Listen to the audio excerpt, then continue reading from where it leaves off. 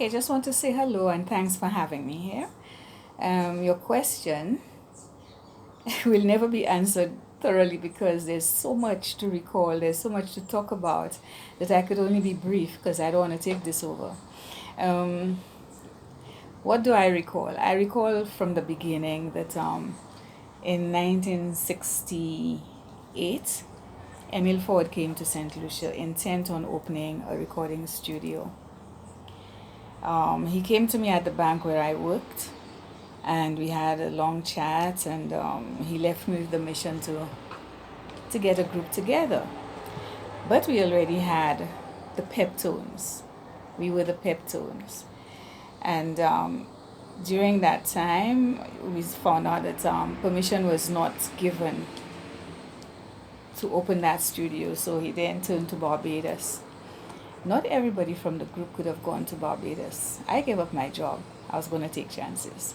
So um, we had to regroup, and we had David Edwards on guitar. We had Gregory Rene on keyboards.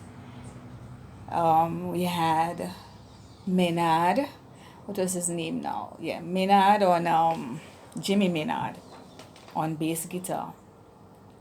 Then Dennis James on vocals, Patsy Cadet on vocals, Emil Ford on vocals, and drums.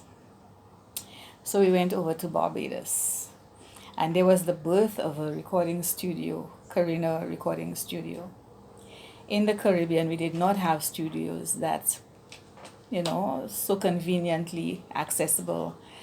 So I believe at that time people more went away to Canada and America and so on to do recordings.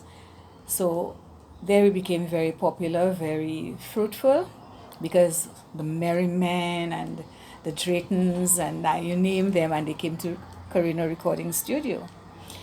So eventually, Emil and I had we produced an LP, Loving Visual Stereo, where all the popular songs that you guys love, you guys out there, came from.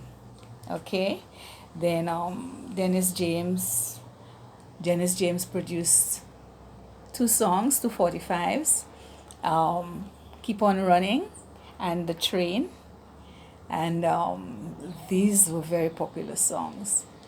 What happened with us is that the Caribbean got very aware of our existence. We were given carte blanche from the point of view that we were equipped. We were equipped to tour the Caribbean. And we had followers that we weren't even aware of. It was just so amazing.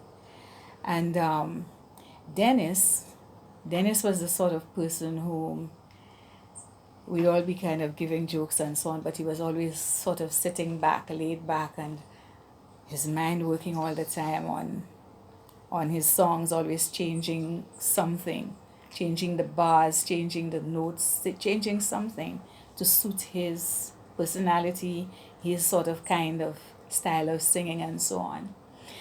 He was not yet into calypso naturally. We were into ballads and stuff like that.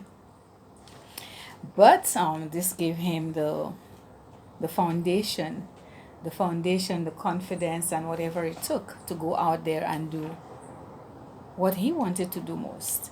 I suppose in Canada he probably got more of an opportunity than he would have had here. But in St. Lucia we went as far as we could, because there's only so far you can go. After you've done the circles, there's nothing more to do really. As everybody will discover eventually. We had a lot of fun. It was a lot of hard work. We learned the discipline of entertainment from the point of view that you did not just cut a record because you had to cut a record. I, for example, was up at 2 a.m. one morning in the studio. I spent the whole day there just working on that LP. That was not the beginning and the end. I mean, that was just one day's input. And Dennis learned a lot of the discipline of there. There was so much to learn. Before going out there, you don't just go out and sing. You don't just say that you can sing. There's a lot that you have to learn of your personality, your protocol, and whatever, you know. So I think we got some very good foundation, being the first to make St. Lucia proud, the first St. Lucians living in St. Lucia to come out with records, successful records. So that's a sort of a emblem we're carrying. Proud, proud St. Lucians. We became ambassadors to St. Lucia unofficially, but correctively. You know, we were people that personally you had to watch your standards, you had to watch how your conduct, you know, and so on, because anything goes wrong, it's the St. Lucian they talk about. We had lots of highs and lots of lows, some strange experiences. I've had some really tough experiences, but the story is about Dennis.